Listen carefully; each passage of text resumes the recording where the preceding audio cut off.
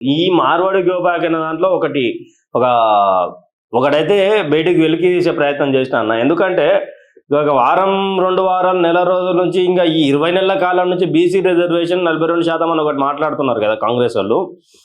ఈ Marwadi go back రాకముందు వరకు పంచాయతీ అయింది. ఈ మార్వాడి గో బ్యాక్ ఎప్పుడైతే స్టార్ట్ అయిందో 42% రిజర్వేషన్ల మీద పగ జరిగిపోయింది అన్నమాట. మాకు కూడా కాస్త ఈ అనుమానం వస్తున్నాడు మాట్లాడిన మాటలకు. ఎందుకు అనంటే కొంచెం ప్రభుత్వం కూడా గడ్డగోలు హామీలు ఇచ్చింది.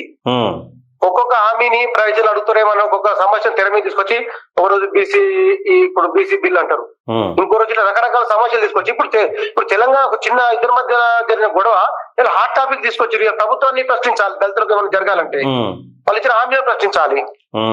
అవన్నీ పక్కకెట్టి ఇక ఈ ఇద్దరు వ్యక్తుల మధ్య మొత్తం దళితులకు మార్వాడులకు సమస్య సృష్టించి వీళ్ళు ఎదగాలనుకుంటే దానికి ఓడి ఏం చేయలేడు అన్న, ఎదగొచ్చు.